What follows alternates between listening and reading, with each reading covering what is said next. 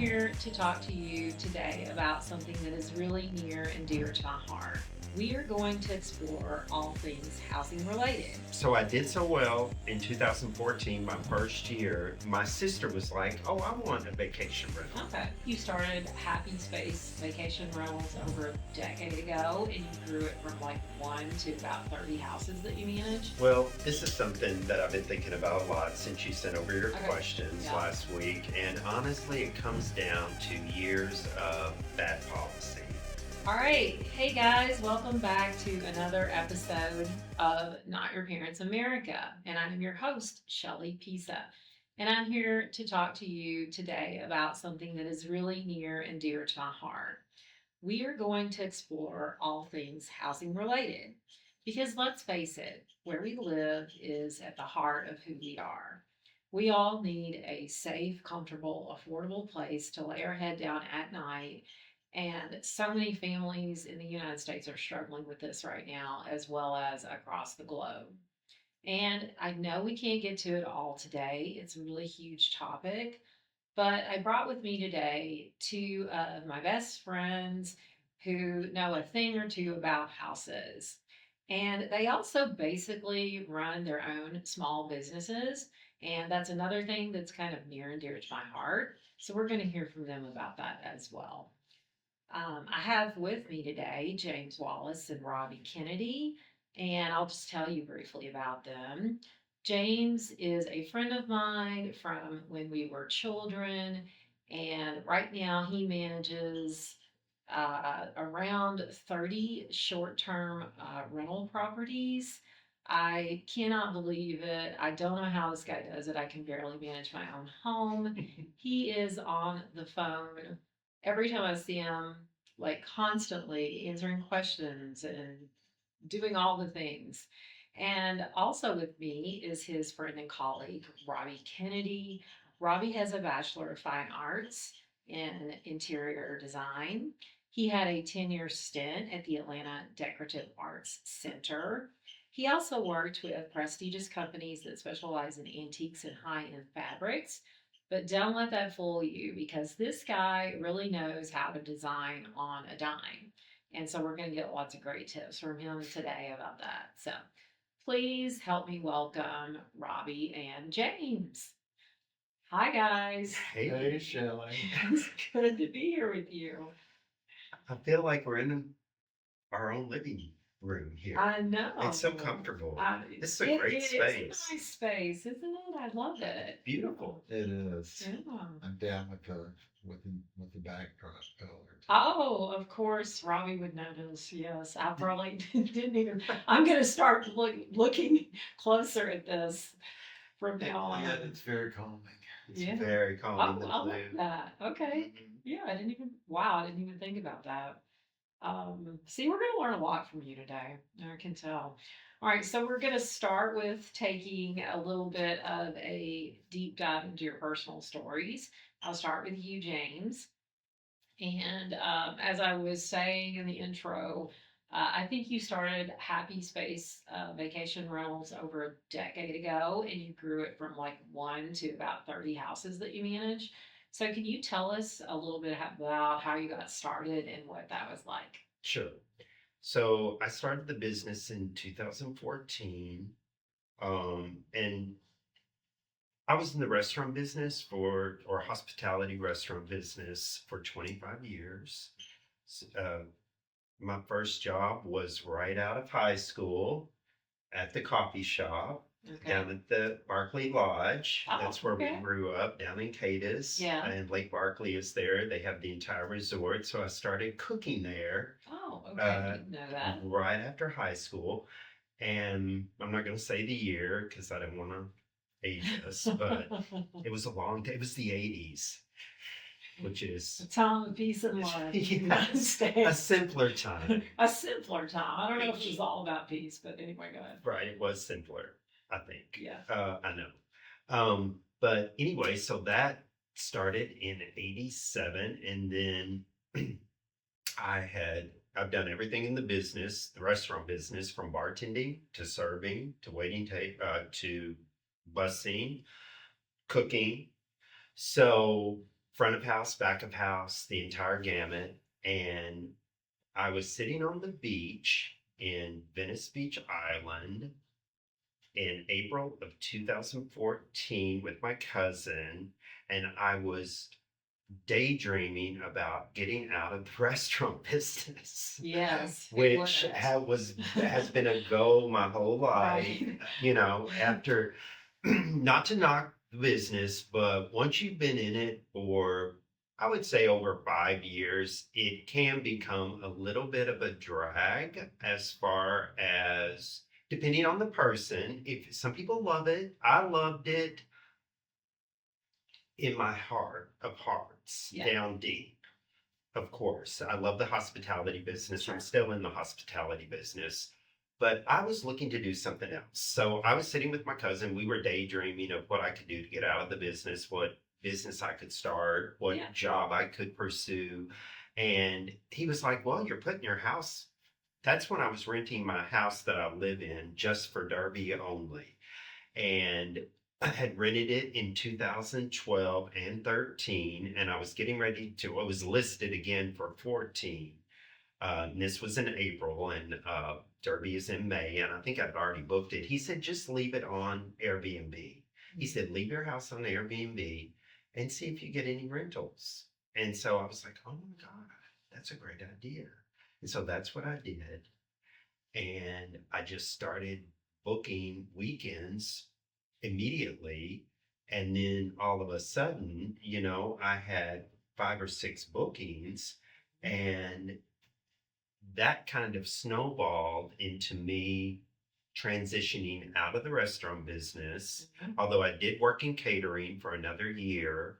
Um, but that's how it started. And I had a home that I had moved from that I had kept as a long-term rental, and it was empty. And so I would go and stay there when my house that I was living in Yeah. booked for the weekends. And that's how it all started. Can you Okay. believe it? Yeah. And it grew into this business over time, slowly over the Okay. years. All right. And Interesting.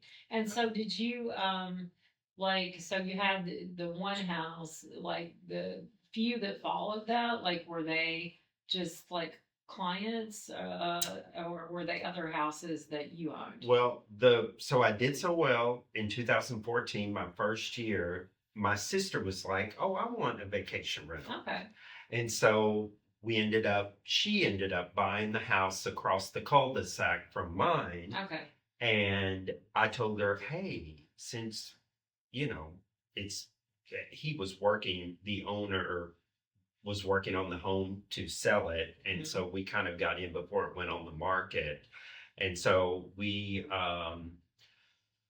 worked out with him where he would build a unit in the basement, a separate studio apartment, so that I could live there, rent out the top 2 floors for my sister, keep the rental open next door, which was mine, and she was my first client. Yeah. And then it just kind of slowly, I took on clients from there, word of mouth, etc. And that's Exactly. what grew the business. It was very organic, Right. and that's how That's it happened. that's how we get better, right? Like we do a good job at what we're doing and people tell people and yeah, And in Louisville, it's a lot of things are word of mouth Yeah. here. absolutely. It's a very small, big town. So All right. So, Robbie, I would love to hear your personal story of just like how you got interested in design, about how old you were, and how that led you to where you are today.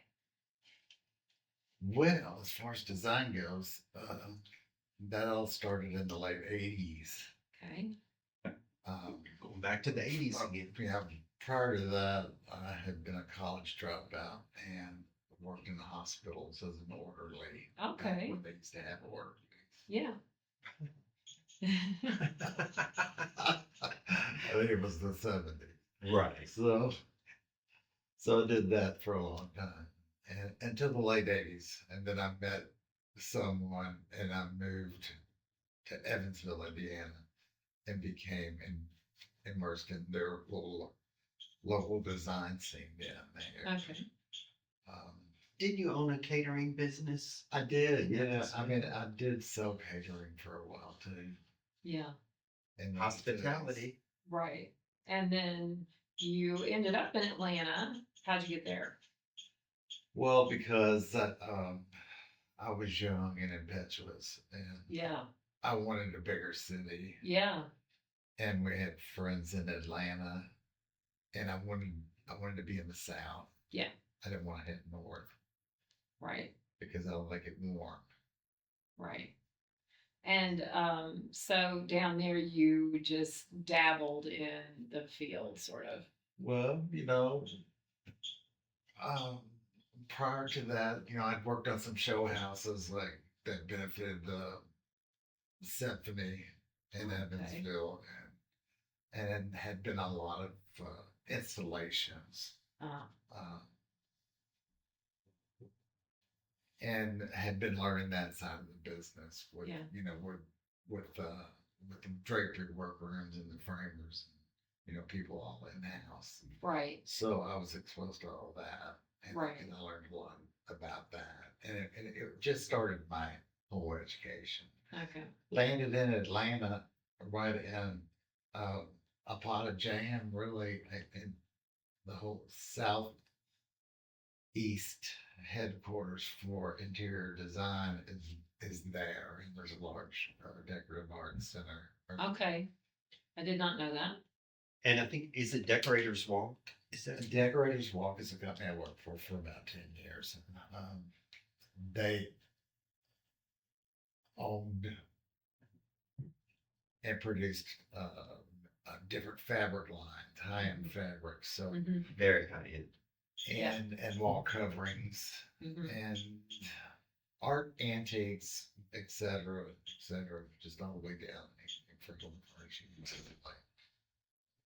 But it was the creme de la creme in Atlanta. Right. I mean, the Well, top. I mean, there were swankier places to shop, but it was pretty nice. I mean, we had 19 showrooms across the country, and the top floor of the B&B building in New York, and 19 showrooms across the country. right, Okay. it was a big outfit. And when did you decide to get your degree in interior design? Like Well, official? being in the industry in Atlanta, I was around people who had been to art schools Yeah. all the time. Sure. Everybody had a Working for a degree, big and I felt company. like it was just something that I didn't have backing me up. Yeah. So I learned so much by osmosis from being Sure. around all these fabulous people. Yeah. That is invaluable. But Yeah. Sometimes Where did- they say you learn more on the job. Oh, than you do in school. absolutely. Where did you get your degree from? UVille UVille. Okay. went to the Height Institute, uh, the Height Art Institute at the University of Louisville. Okay. All right. Cool. All right. Well, now, how did you two meet and get involved in kind of partnering together? Because I know you guys do a lot where you kind of play off of each other. Well, I had a little gig down here with my late friend Jack Mathis Uh-huh. at Butchertown Market Work the metal. at Work the Metal. Oh, okay. All right. And I was in there, and Jack had recommended me for this flower job. Okay. It was something about Christmas. They wanted to do real and artificial in a combination. And I think James had been assigned the he did the Christmas tree and the mantle, and I was just doing one arrangement before. Is that when we met?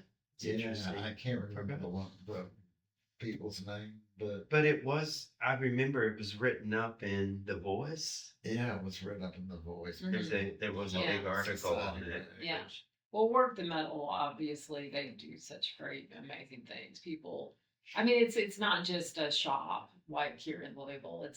Just for the listener, it's a place that you can go to get some really cool gifts, but it's like huge, and they partner with other businesses, and they have such creative gifts. And to your point, Robbie, they have like the way that it's decorated is just so inviting, and it's almost like an afternoon out with your friends meets a trip to the mall. I mean, obviously it's not a mall, but Right. Anyway, but after you guys met and worked the metal, like, how did you decide to, I mean, like, really get into, were you already doing the vacation rental stuff, James, or?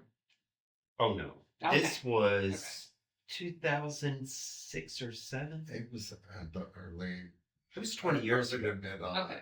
Okay. So And before. and we just became fast friends. I do remember that. Yeah. Yeah. That it was like Okay. it was a connection. Yeah. Yeah. And so you just have known each other over time and then just started asking Robbie for advice and Vice versa.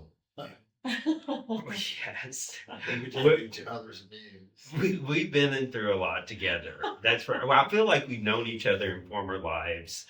We're like brothers. We can not talk for a month and then, we Right. talk every day for a month. Right. So that's how it is. Yeah. All right. Well, let's talk a little bit more about the details of the business that you're now in together. And so we'll start with you, James. We're going to talk about, I think it would be nice for the listener to know. I mean, obviously, when you're managing 30 properties, you're employing a lot of people.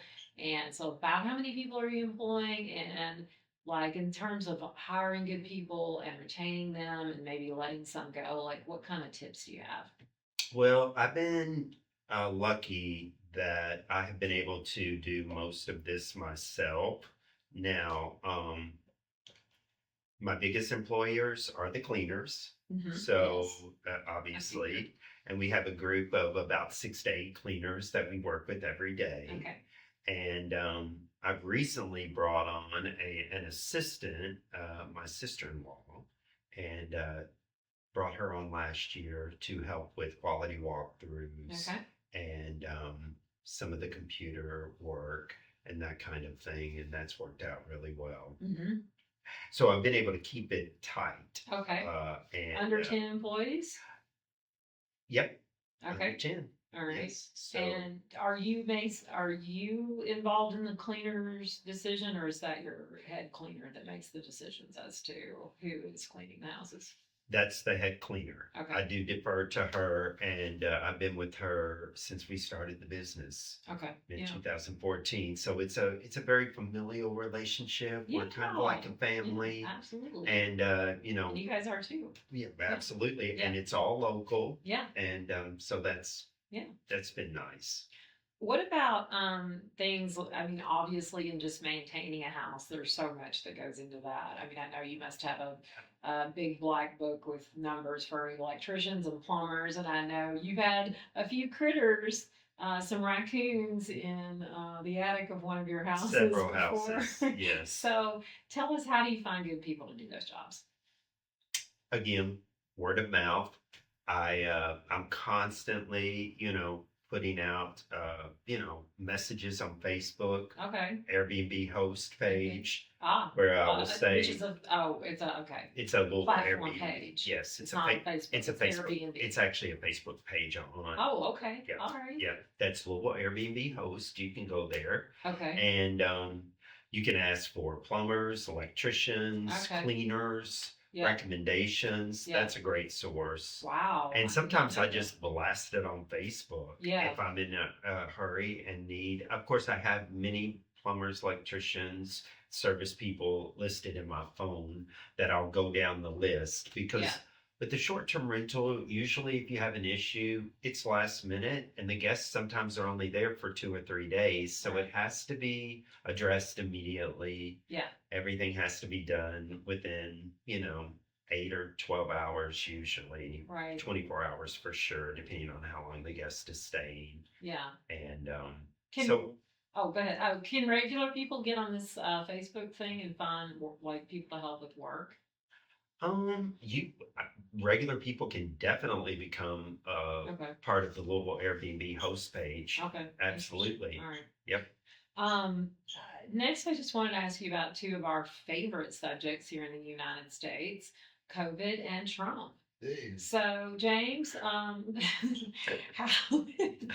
did COVID affect your business? And can you also, do you have anything to say about the Trump tariffs? Like, did that affect the business or was it not as big of a deal as we thought? How did that go? Well, this is something that I've been thinking about a lot since you sent over your Okay. questions Yeah. last week. And honestly, it comes down to years of bad policy. And I'm talking about governmental policy. Yeah, yeah. Okay.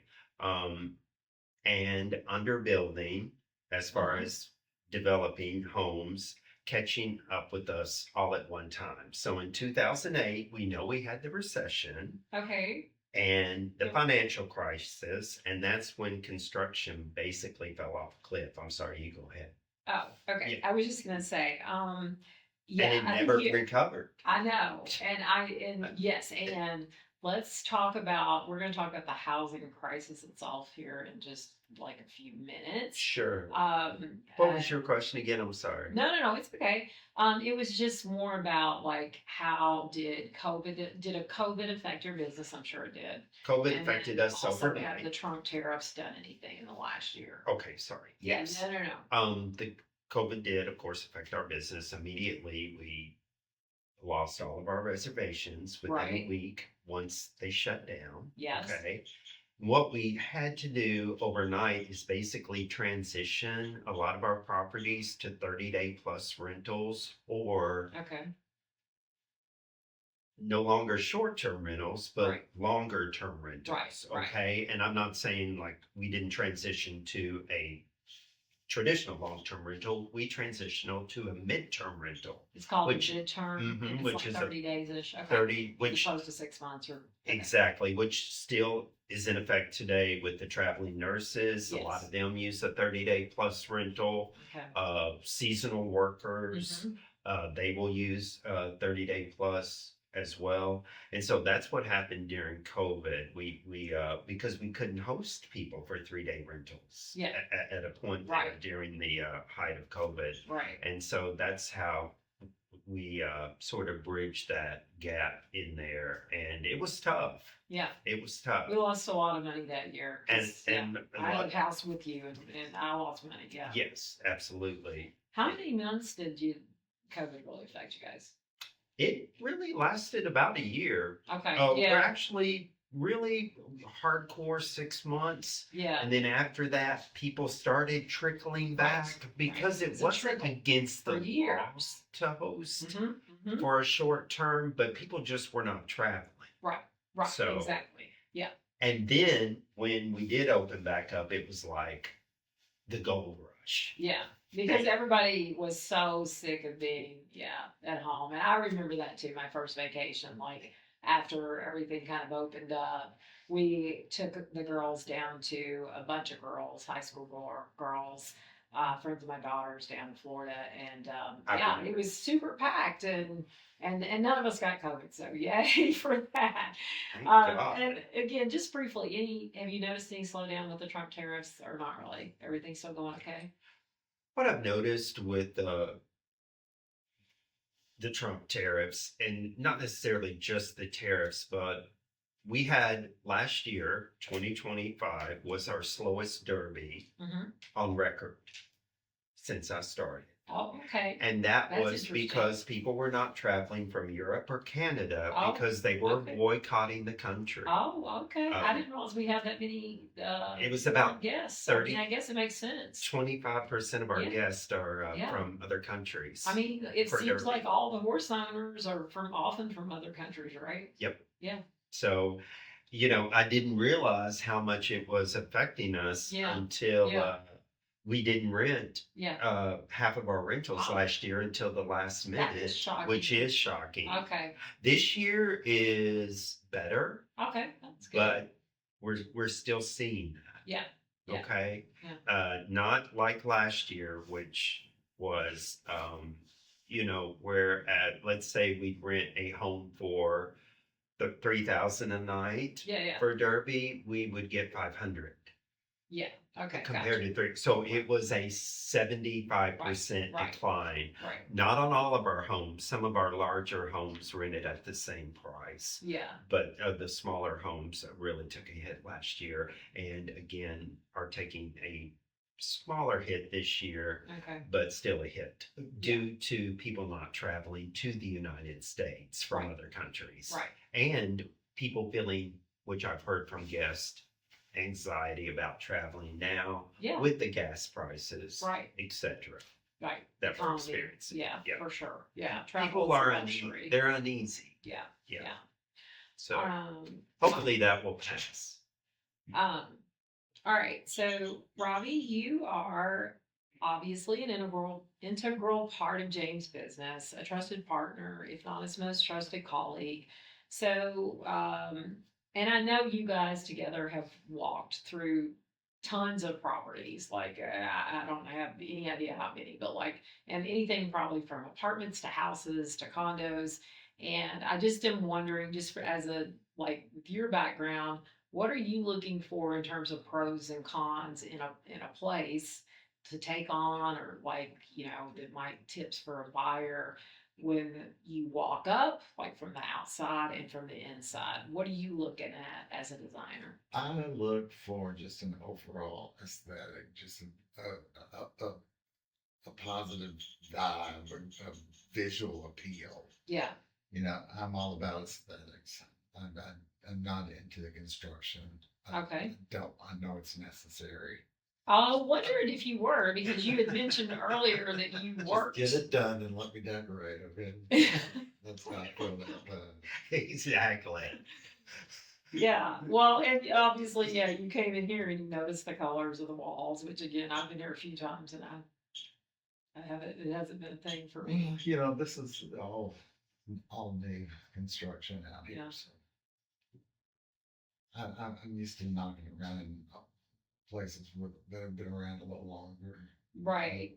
I mean, is there anything that, like when you go in there, okay, like one thing I was thinking about is like, what are your top 2 or 3 things that you think are good ways to rehab a space?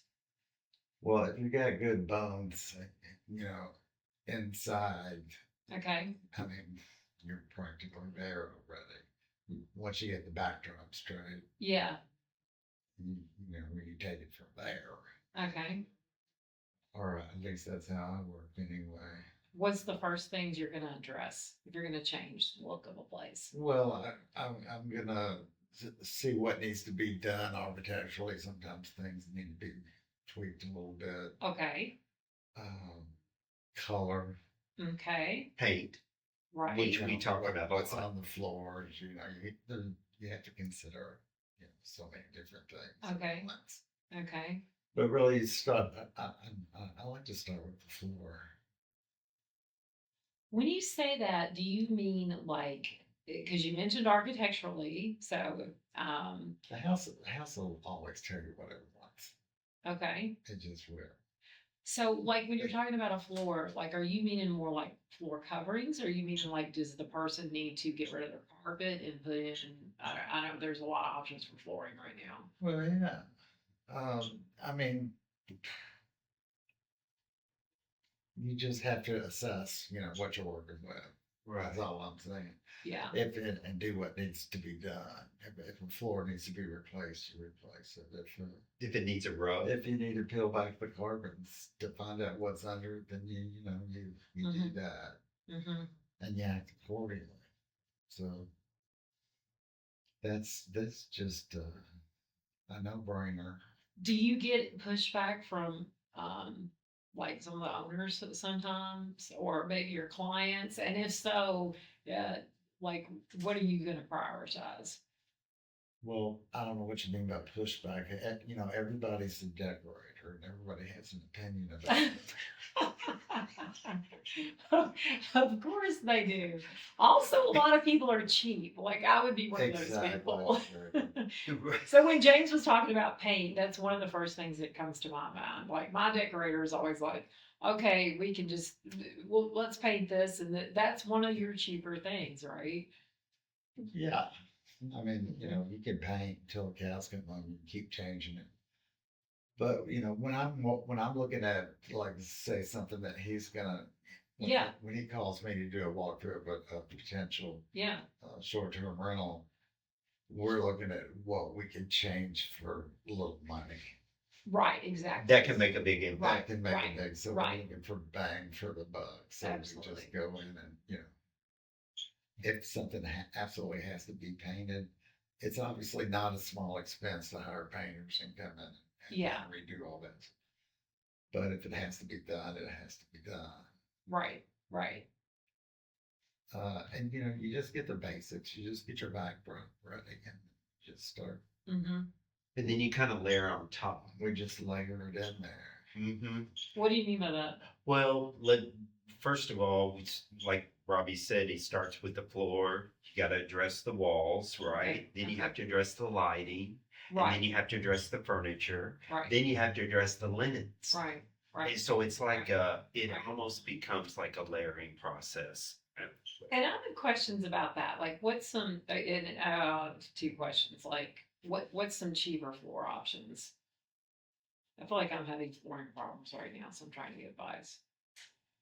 Cheaper flooring options. Yeah, rip that carpet up. What's some cheaper options to put in something that's more modern? I guess the vinyl plank is really popular now, which Okay. is the indestructible. Well, you run into it everywhere. I'm not a fan, but Okay. Yeah, But there's good But vinyl durability- but planking. sometimes it just comes with it, and you Right. have to just work around it. In which case, I like to layer on the rug. right. Perfect. I love that. So Okay. you can do a So- nice looking vinyl planking, Sure. but then you put a nice rug on it. Right. And it doesn't have to be expensive. We got some great rug vendors online that we've used that you can get a wool rug for, I know I did for my house for around $500. Oh, see, 500 sounds like a lot to me. Well, it's wool. I told you guys I'm Yep. cheap. Not for a large size Wool. area, wool area. Well, Right. So that leads to my next question because, okay, yeah, you guys mentioned two big things, paint and flooring. Obviously, I feel like lighting too is a big thing, but to your point, layering. Where do you get the good cheap stuff? Like, where's the place that you like to Wherever shop? you can find it. What do you like around here or online? Give me a few. Well, I mean, there are a bunch of wool shops around here. Like out in Bluff, at the top of the hill up here, Prospect Treasures. Okay, I didn't even know that existed. Prospect Treasures. Okay. Remember that one. Okay, Middletown Peddlers Mall. Oh, You Middletown love the Peddlers Mall. The Middletown Peddlers Mall is a really good source for. It's the best in yeah. the area. You got a few places for my rental pieces for my rental from there. Estate Cheap. sales. Estate sales. Estate sales are awesome. Absolutely. What about Facebook Marketplace? All the time. I mean, there's so many good things I have in my house that I want to put on Facebook Marketplace. Well, I mean, I shop it every day. Yeah. Oh, I mean, every day. I know I can probably give you a whole inventory. He Right. really does. Just, What do you need here? I know it's on there right He now. sends me things every other day on Facebook Marketplace, just if it's a good looking corner cabinet. Right. It's just I- whether we need it or not, right? Where do you guys store all your extra stuff? Because I know you have a lot of extra stuff. Not in my house. Actually, that first rental has become a storage space now. Mayor? Uh-huh. Okay. All Yeah, right. that first Yeah. rental that we opened Alright. up the show with, which was my landing spot when I first started this business, is now our storage area. Yeah. Yeah. All right, cool. All right, so this is next What? section is kind of for both of you guys. Are there any and this is just for people who are thinking about buying a house or thinking about investing in a short-term rental or condo? Are there any red flags like don't buy this property? Of course there are.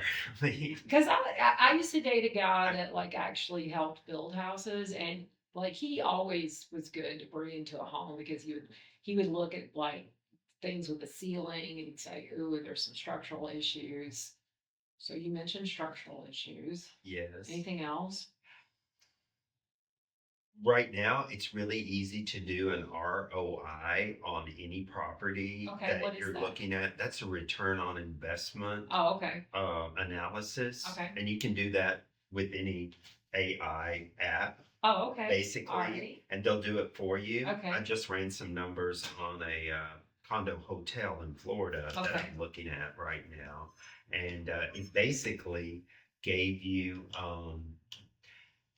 the average cost per night in Sarasota. It Uh-huh. can't do the actual hotel, but it can do an average cost analysis per night for comparable short-term rentals in Okay. the area Okay. or in the neighborhood. And it can give you a complete analysis as far as breaking down your expenses, Okay. how much you're going to make, your Okay. gross earnings, and then your net earnings after all your expenses. Okay. So I would do that first and foremost before I even looked at the property inside. On this return on invest, I feel like it's kind of like buying a car. Like when you get that, is it like a CarMax report, like something like that? But anyway, it, on this ROI thing, like, is that something that people just who are going to just buy a house for themselves, like a single family dwelling, can they look at? Is that something they would look at too, or is that mostly for investors? I think that is mostly for people that would want to turn the home into a short-term rental. Okay, yeah, Okay, yeah, not if you're investors, yeah. if you're just going to be living there, Mhm. you don't need to do a Yeah. ROI analysis. Yeah. No.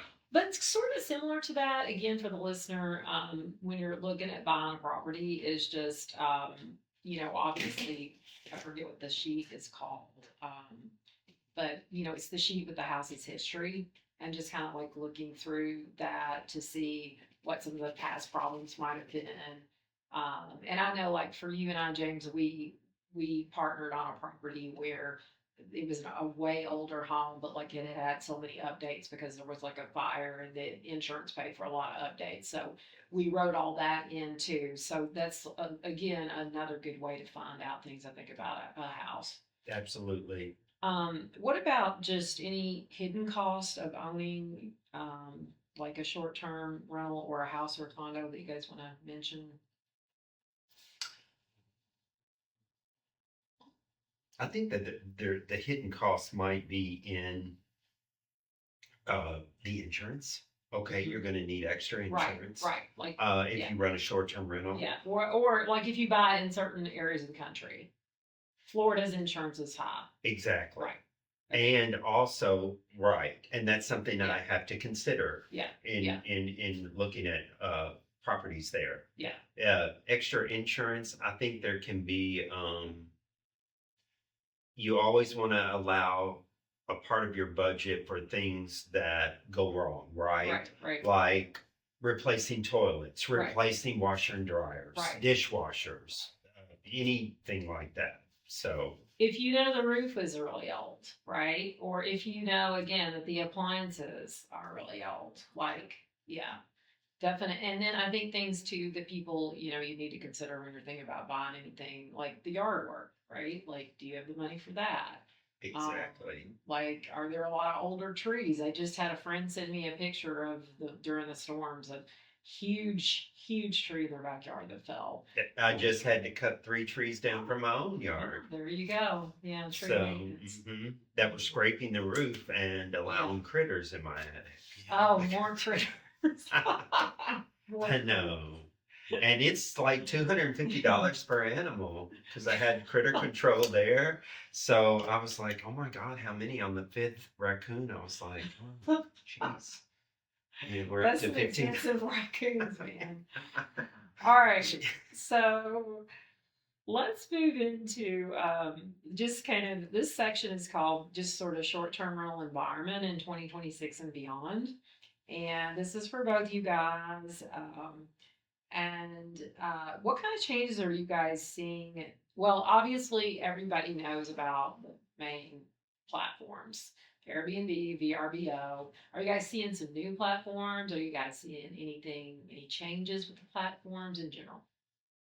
So the biggest shift on Airbnb at the end of 2025 was basically they completely overhauled their fee structure in October of last year. They eliminated the old split fee model, which Okay. was basically the host paid 3% per booking and the guest paid 14 to 15% per booking. Now there's a single 15.5% that the host is going to have to pay. So the host now pays Okay. that entire 15.5% Whereas before October of last year, we only paid 3%.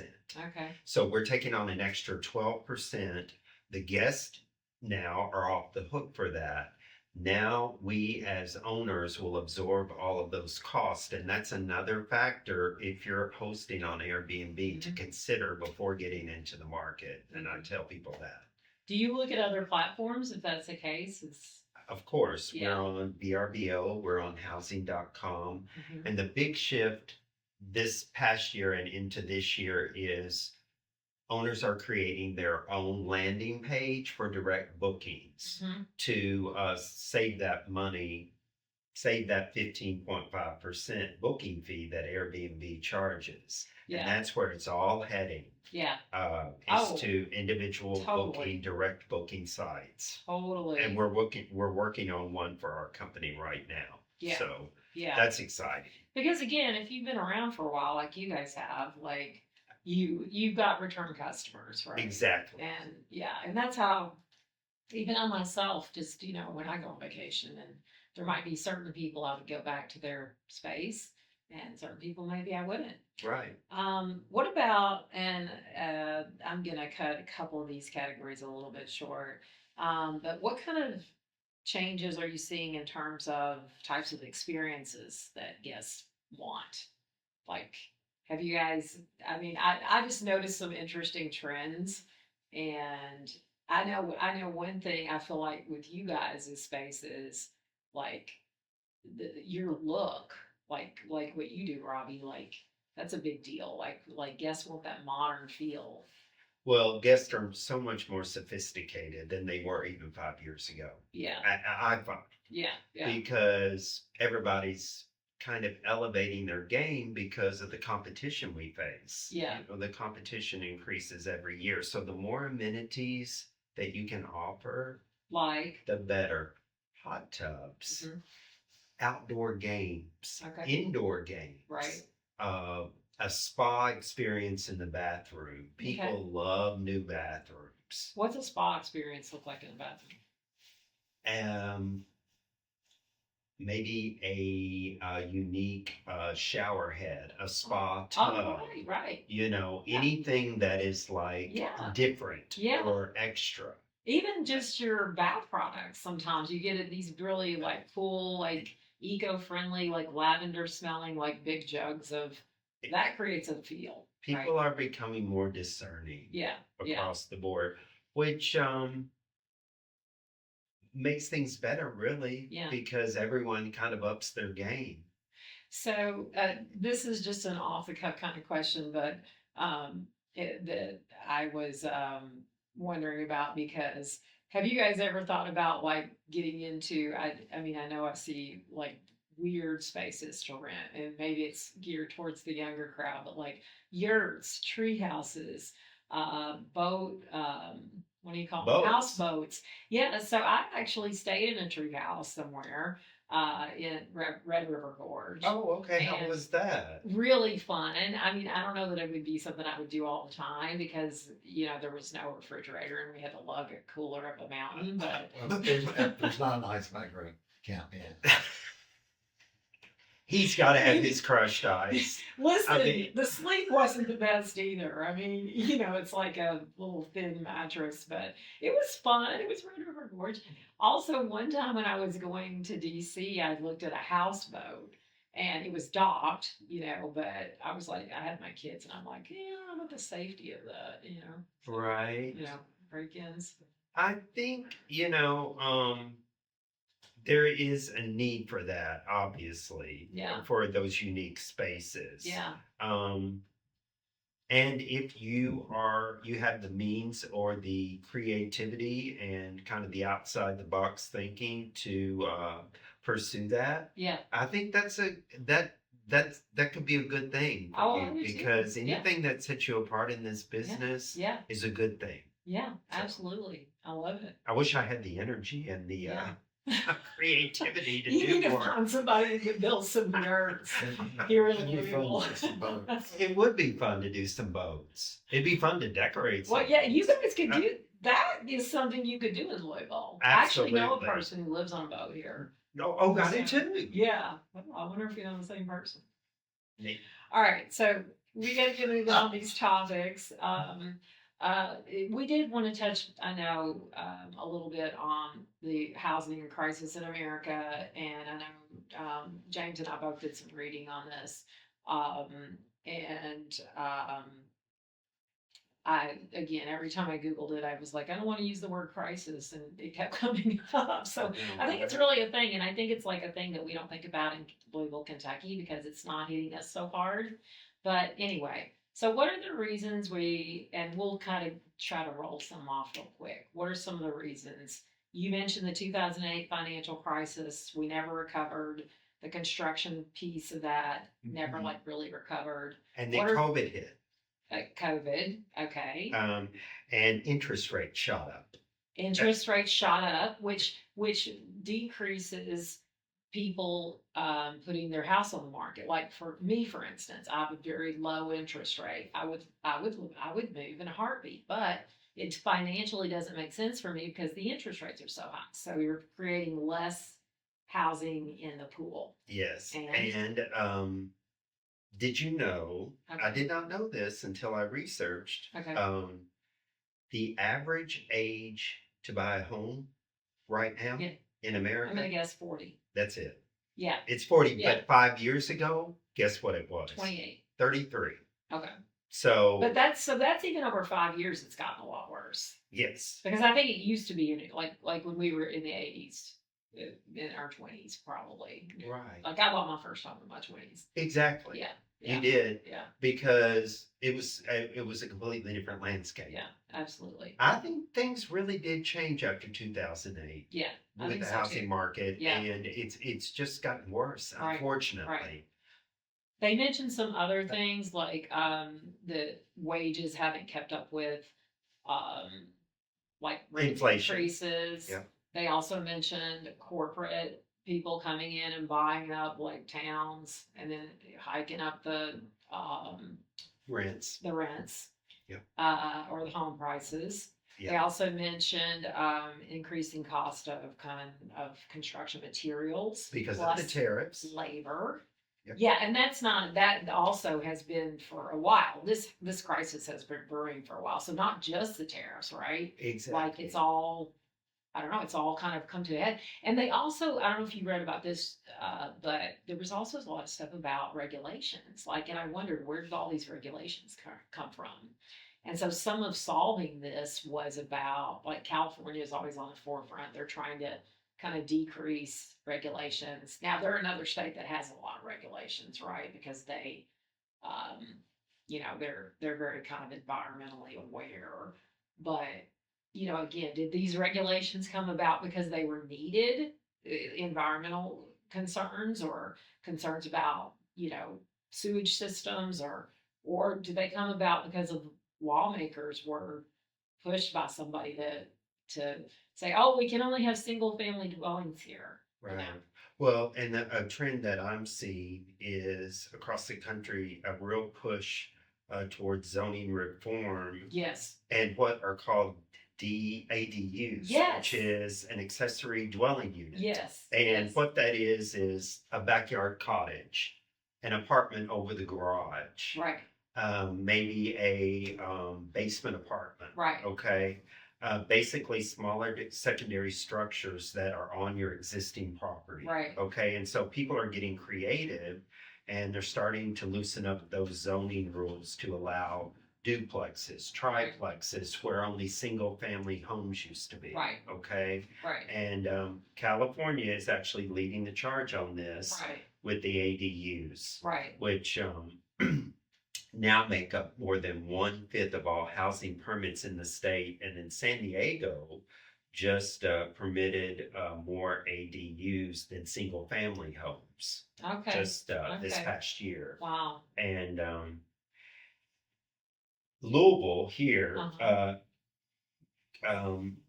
they've already approved ADUs in certain zoning areas, which is a step in the right direction. It's not like a silver bullet that's going to get us through everything, but it's a start. So hopefully we'll see more of that zoning lift or regulation lift here in Louisville.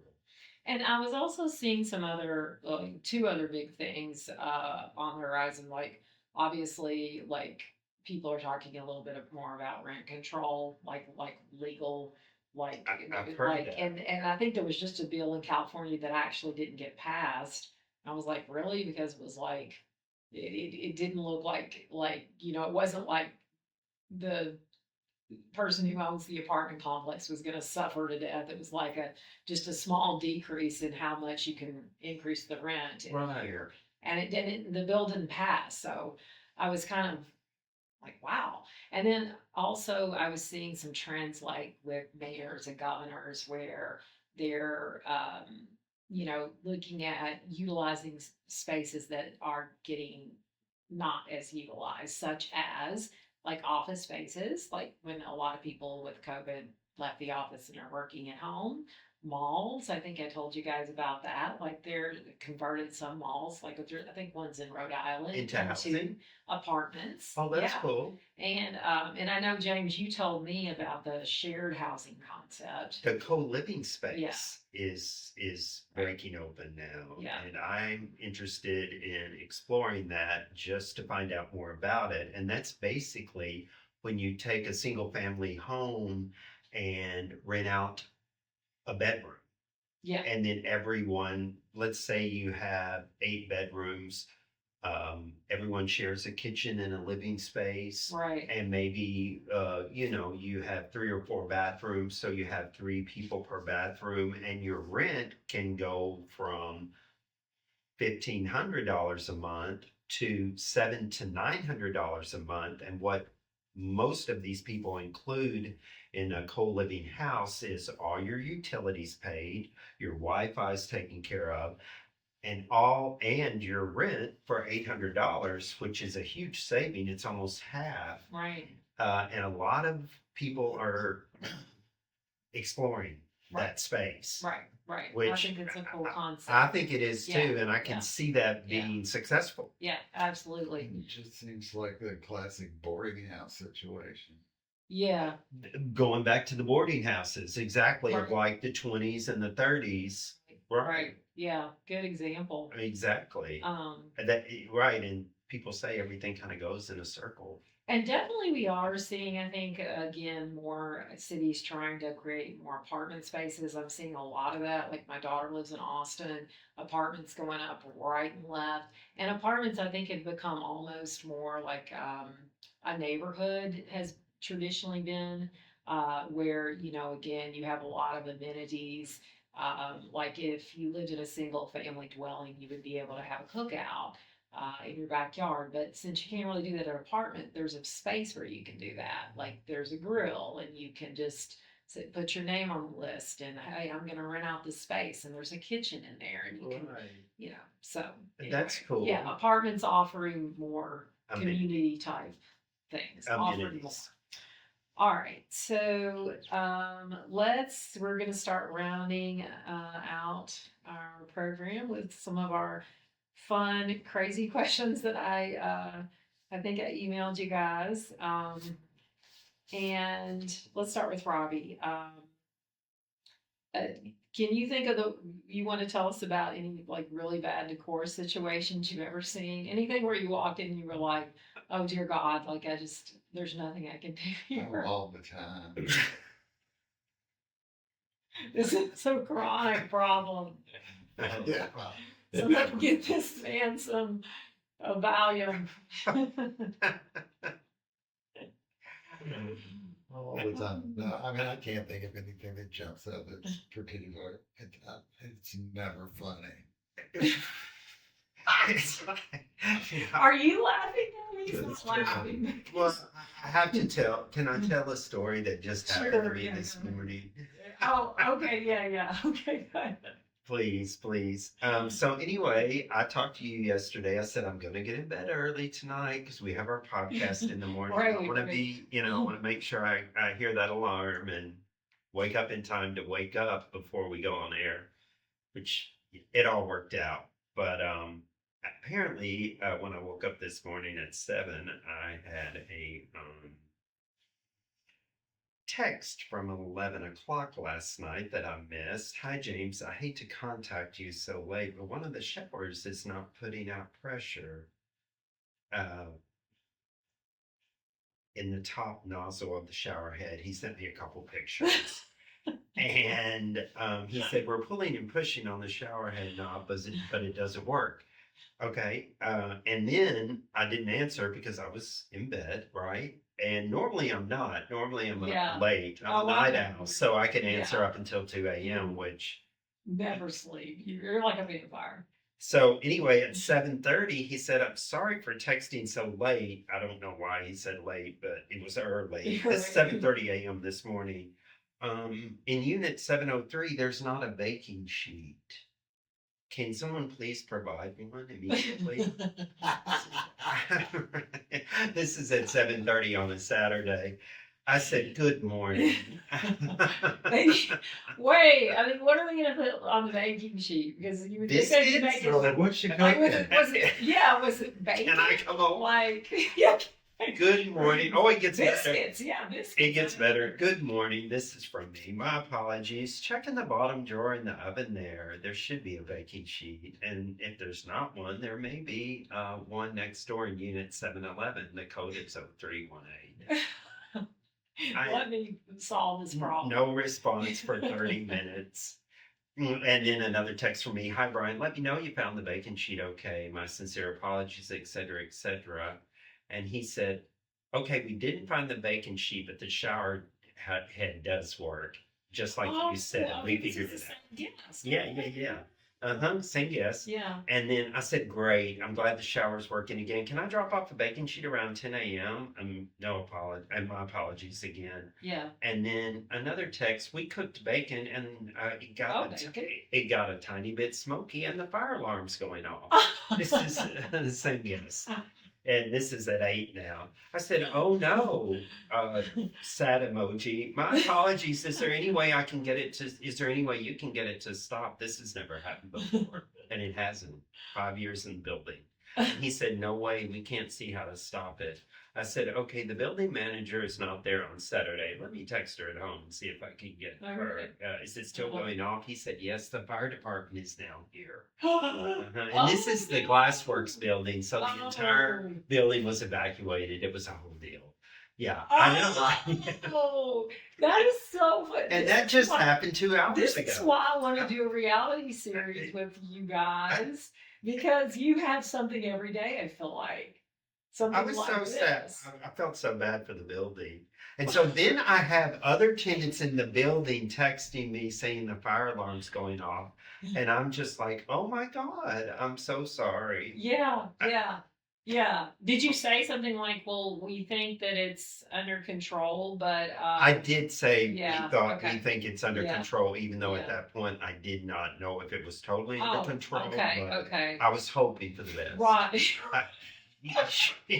Always put the positive spin on it. Right. Well, we want to make the Yeah. guests as comfortable as possible. Right, But and that's it's just safe. one example of Right. that, and that happens on 2 to 3 times a week. Yes. Not question about Yes. that. Yes. Is there a way to screen out that particular renter in the future? We're working on that. It's all good. And it's funny. They're very nice. The guests ended up. Can we red flag his profile or something? Right. Like in the hospital when you have like a red flag on a patient. bad Like they patient. violent or maybe they have like a suicidal history. Yeah, let's do it. On Airbnb, that should be a new thing, right? Exactly. All right. A yellow flag. That's a question for you. You might not have an answer to this one. What's the craziest thing a guest has ever left behind? Where you were like, I'm kind of wondering about that family. Okay, so Derby of this past year, a guest calls me and they checked out. And this is Sunday after Derby on Saturday and said, we might have left a gun on the bed in the master bedroom. A loaded gun. Yeah, I know. And sometimes the cleaners bring their kids. So I was like a nervous wreck. Oh gosh. And that's actually one of the only times Okay. where I have said, Yeah. bro, you can't do that. And You here's the can't thing. leave a loaded gun. Here's the thing. That's And what like are rentals? for our listeners, you need to be really aware of states' gun laws. Like I'm sure they're pretty lax in Kentucky. I don't really know. But I did have a friend who actually left a gun in a hotel room in New Jersey or New York where they had very strict laws and went out for like breakfast and the cleaner saw it. And this guy ended up in a ton of legal troubles. Like he was in jail for a little bit. Like, I mean, yeah. So yeah, don't leave your loaded gun. Um, gosh, I've got so many more questions. I feel like we're gonna have to start wrapping up though. Quick one though. Have you ever got any crazy pre-requests from a guest like before they come? Like anything like I gotta have like I don't know like a George Foreman like grill or like a special piece of workout equipment or Benji straws. I'm gonna have baby straws. I gotta have paper straws. I cannot We have don't do plastic. No. We have. I can't think of anyone offhand necessarily, Yeah. but like just this past week, someone said no cleaning products with scents. That was the Oh, thing. okay. Can't have any Right. un. Right. And like it's like, well, then why do you like are they? I guess they're gonna plain some, like maybe if they're gonna cook. So that's a thing for them. Well, I said would vinegar and water be okay to use, Yeah. and they did okay that. Yeah. Yeah. You I know, would think that. But I'm not that accommodating. right, just You and I could not do what he does. No, I could not. No, we could not. I would be a failure in hospitality. right. Well, and a lot of it is, you just kind of roll with it. Yeah. Yeah. You just roll with it and kind of let it. It's much better the longer you're in the business, the Yeah. easier it is to let Right. go. Right. Yeah. No, I love that. Yeah. Because in the beginning, I took a lot of things to heart.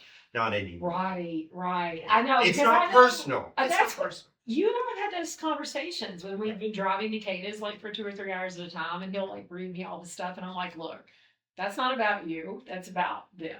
Like Yes, they're having a day. So yeah, but no, we all do that. We all Yes, do and that. thank you for your Yeah. help over the Yeah. years with that. All right, we're just going to end quickly on community matters. Anything you guys might be doing in the community to give back? I know there's been some things over the years. Yes, well, we always donate to the Healing Place, Okay. which is on Market Street, Mhm. and What are you donating? we are donating money Oh, okay. I to did the not know Healing that. Place, and then to the Center for Women and Families. Awesome. I didn't know that either. And that's downtown as well. And we do take many of our used linen. So when I say used, if it has a bleach spot Right. or a hard metal spot, we Yeah. get the little orange dots sometimes because of our hard water here Yeah. on our sheets. We do donate to the Center for Women and Families of towels, Right. sheets, all those linens on a regular basis. And I know, like you get good linens, so those are nice linens that Exactly. people are getting. And I know, wasn't there some story about you, like at one point, where you were like making little gift bags for like the homeless people? And because I know you drive like from place to place. We did do that, and we've done that on and off over the years. Is we'll fill up goodie bags, and then when we're doing our quality walkthroughs, we do drop those off to the homeless as we see them, Mm-hmm. and that's been kind of fun. Yeah. Because we're giving them food. Is it like Um, mostly food? It's mostly food, non-perishables, peanut Okay. butter, crackers, anything they can, keep Right. on the street. Yeah. Unfortunately. Cool. Yeah. I mean, not cool being on the street, but I like, yeah. That's I like it. that you guys are thinking about all of that. Yeah. Because I mean, I know you're both like busy and like anything you can do. Like it's hard to find time to volunteer, right? Like I myself, like it's there was a couple organizations I wanted to volunteer for, and just the onboarding process was so like extensive for various reasons, various good reasons. Right. But yeah, so finding time to do that, we Yes. appreciate And that. you can always find the time if you really want Yes. to. Yes, absolutely. All right, so we are going to kind of start wrapping things up, and I just wanted to say I think that we have made some great progress here today in talking about starting your own business and housing and what's on the horizon. And even more than that, I hope that we got you, listener, to thinking about how important housing is in creating safe, happy communities where people can live with dignity, and maybe about ways that, we can help families as well. And let me tell you why I think this is so important. I think sometimes again in America, we've been pretty divided in the last several years. I don't think this is a surprise to anybody listening anywhere in the world. But, again, we see a lot of housing issues more in our cities here in America.